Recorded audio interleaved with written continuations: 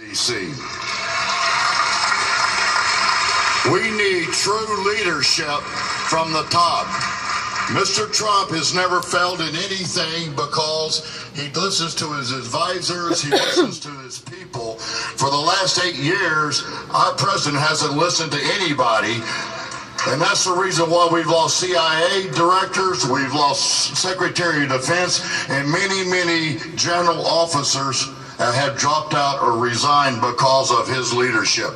We cannot stand for 4 more years of leadership like that. We need somebody who's going to lead from the front like Donald Trump.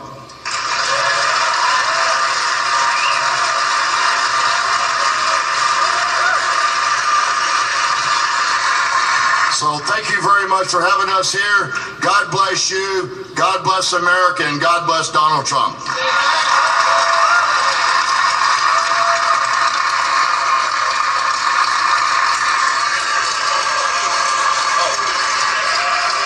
I'm supposed to introduce Bob Patterson, my good friend for 45 years. Just like the Navy, can't admit the Army's better. I'm here to tell you something right now. I spent 26 years of my life defending this country. And after that, I spent another 17 years taking care of those veterans who I served with and were still serving. Because I worked for 17 years for the VA before I finally retired. I've watched our country take a complete turnaround from where it was. We used to be the shining star on the hill. And we're getting dimmer and dimmer and dimmer. And it's all because of all the bureaucrats here in Washington, D.C. And it's time we send somebody to Washington that knows how to say, "You're fired." Yeah!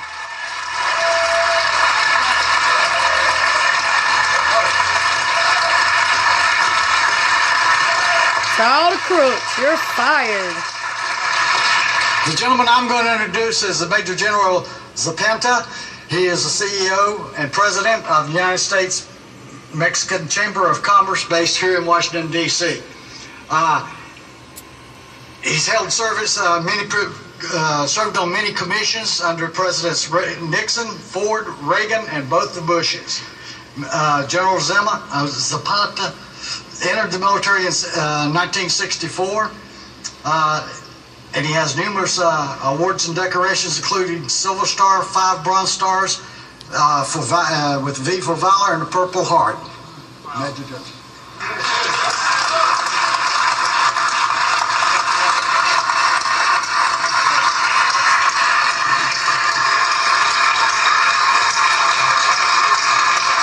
What Bob just did to me, he made me older than anybody up here. Mr. Trump, thank God for you and your leadership.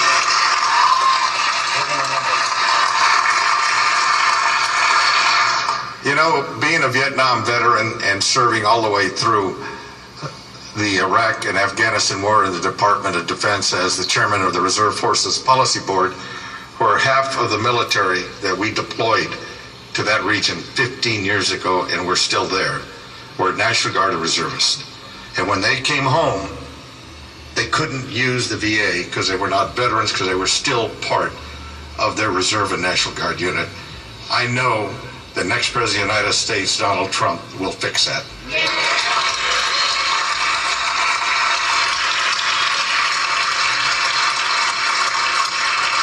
I also would like to say, you know, deplorables are also deployables.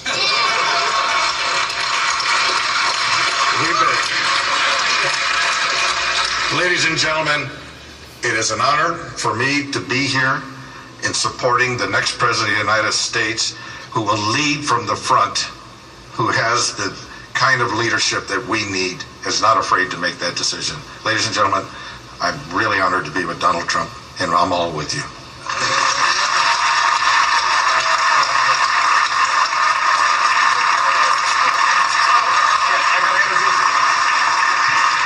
Where's all Hillary I actually speakers probably like did this this? on purpose because this next fellow is really a personal friend, and I have immense respect for him. He won his Silver Star in Korea when the North Koreans tried to take over our location there on the DMZ. So he's a very special warrior, He is a Major General. It's my honor to introduce you to Major General Burt Mississauga. The only people Hillary's got to prefer is crooked ass Obama as Bill Clinton. It's a Michelle Obama. That don't say much. Thank you, Al. We do go way back, but I don't really go back to the Korean War, but that's indeed where I was awarded the Silver Star. After 40 years of serving this nation in uniform and 4 combat deployments, I've become convinced that our nation needs a multidisciplinary interagency approach to defeat our enemies and to secure the long-term fruits of victory. In essence, what we need is some fresh thinking, innovative approaches, and strong leadership. It's been my privilege to have spent some quality time with Mr. Trump on and off the campaign trail over the past few months. And I have been extremely impressed with this gentleman's stamina. And if any of you were privy to his schedule, you would be totally amazed at what he has been able to do.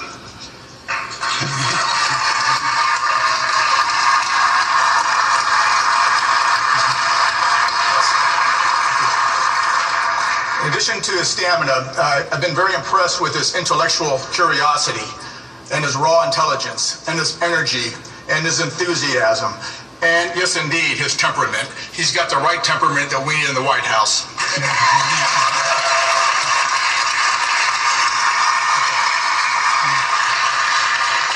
But the thing that I've been most impressed with is his absolute love for the men and women in uniform and the support that he's going to give them from the White House.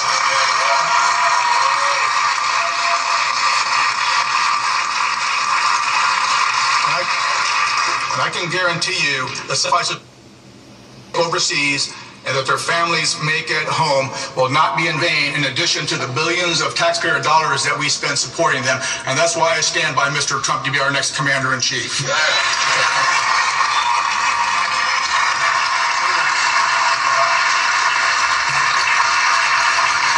Now it's my pleasure to introduce fellow comrade in arms, Admiral Don Loren. He's a Naval Academy graduate from the class of '74. He commanded a guided missile frigate, a destroyer squadron. He was an executive assistant to our naval commander of Naval Forces Europe, and he ended a brilliant career as a deputy director for strategic plans and policy, and he covered Russia, Africa, and NATO. So, my pleasure.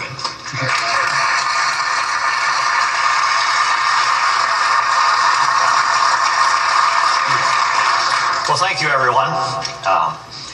We are a group of national security professionals who dedicated our lives to the security of our nation, as deplorable as we are.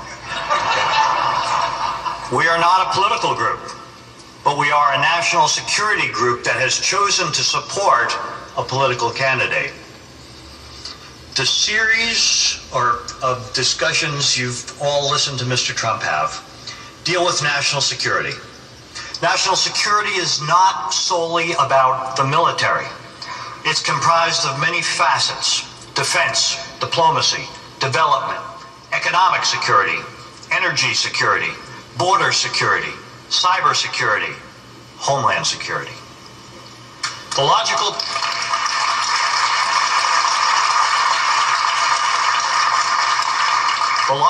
policy presentations that Mr. Trump has delivered over the last few weeks lay out a sound strategic approach to providing the security of the nation and the security of all Americans. These policies comprise a holistic approach to addressing the complex facets of national security in a complex and extremely dangerous international world. Moreover, Mr. Trump combines this multifaceted approach to our security with a pronounced commitment to those in uniform serving our nation today. And in fact, all veterans who have worn the cloth of the nation. And that commitment extends to the families of those who have served. For as all of us in this room know, their sacrifice has been as equally difficult, if not more so, than our own. George Washington said, "The willingness with which our young people are likely to serve in any war, no matter how justified, shall be directly proportional to how they perceive veterans of earlier wars were treated and are appreciated by our nation.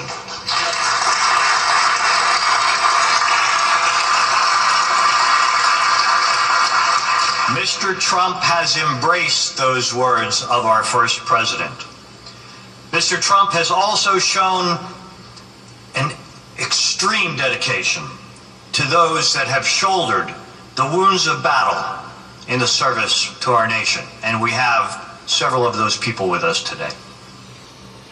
And he has committed himself to the words of President Abraham Lincoln, words that are emblazoned in the motto of our Department of Veterans Affairs: to care for him who shall have borne the battle and for his widow and orphan. This is why all of us here are assembled to support Donald Trump for president. We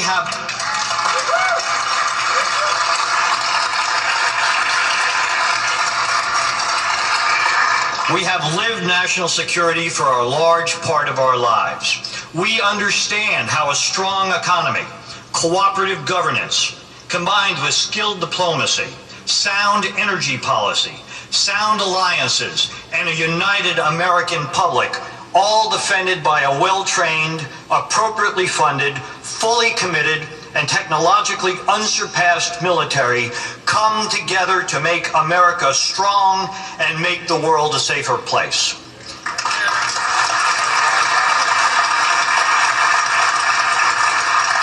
And finally, all of us on this stage, all of you in the audience who have served, you took an oath. You pledged, sealed with the honor and commitment in your own lives. An oath not solely to our country, not to our flag, not to a chain of command,